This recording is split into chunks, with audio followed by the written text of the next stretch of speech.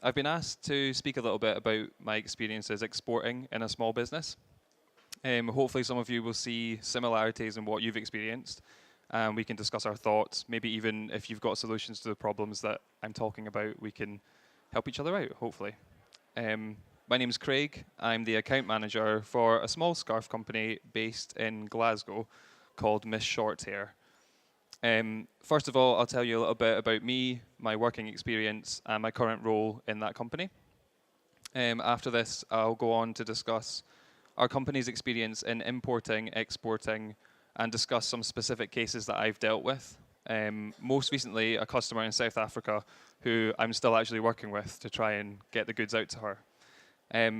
Finally, I'll go over some opinions that I've heard from other people, basically about exhibiting abroad as well, and outline the issues that we feel are the most difficult barriers to cross.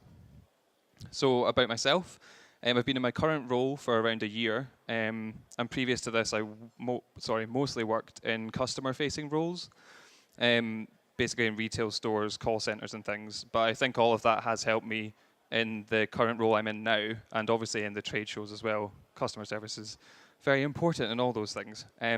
With importing, I don't really have a lot to do with that side of our business. We import from various countries and a very large volume, so we have very few qualms with pricing or any other issues. The main issue which happens very infrequently with importing is if items are missing or damaged. This is mainly the fault of the origin factory, not necessarily a direct problem with our importer. However, due to the price of sending those items back and things, it can mean that we're left with some unsellable stock, which is obviously not a good position to be in. As I said, it's a small issue. We don't experience it a lot, so that's enough about that. In all my other roles I've had, basically a customer comes in, picks up the thing they want, buys it, and walks out with it. We don't need anything to do with exporting. We don't need to really discuss that. But obviously, with the role I'm in now, that is something that we need to focus on.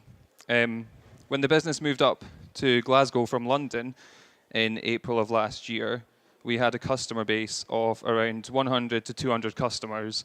Every one of those, apart from one, was based in the UK or Ireland.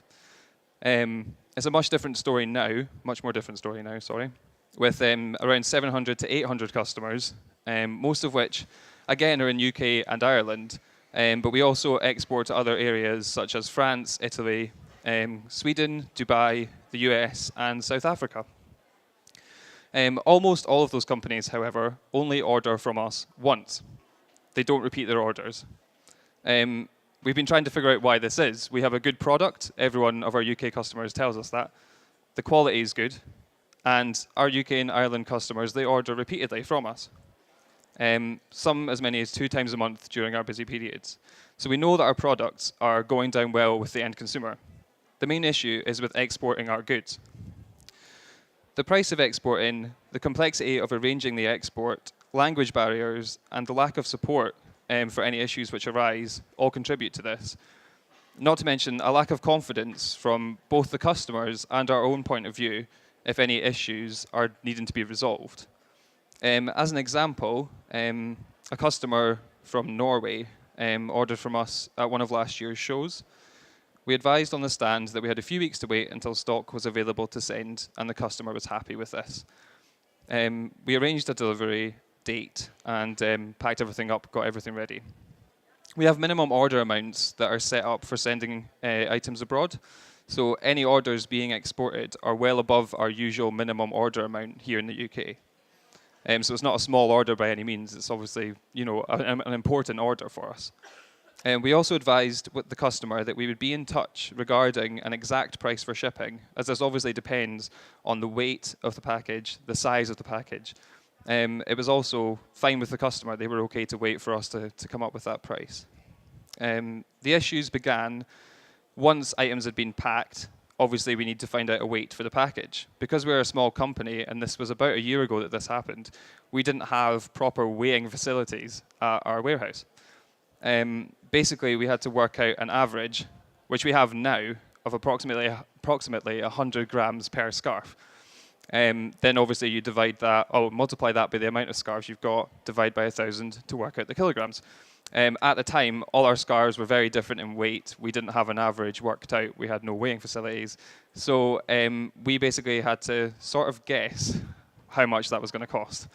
We knew what the dimensions of the box were, but we didn't know what the weight was. The next issue we came across was obviously finding a price for the package. I don't remember exactly how much the cost was, but as an example, a recent order, which was similar, was approaching £100, just for the basic kind of service, no next day delivery, anything like that.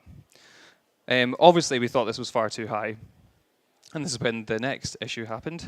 We attempted to contact the customer to discuss their options.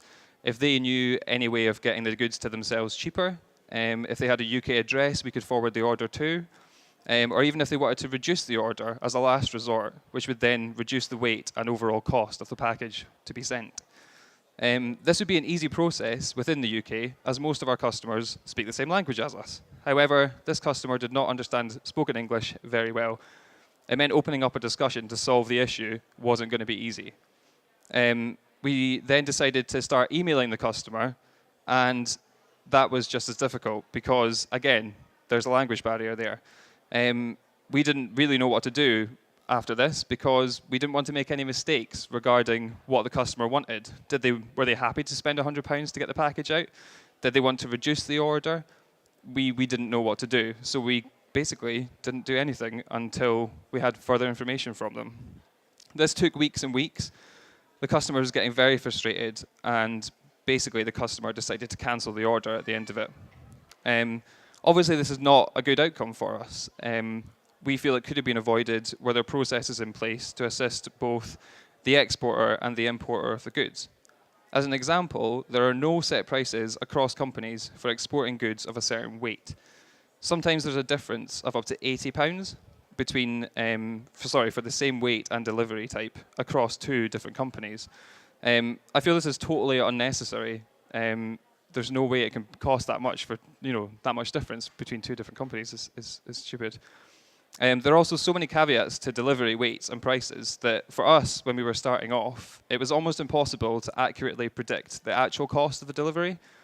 As an example, an up to weight is usual, followed by you pay X amount for every X amount of kilograms up to X amount of kilograms, and then X amount after that.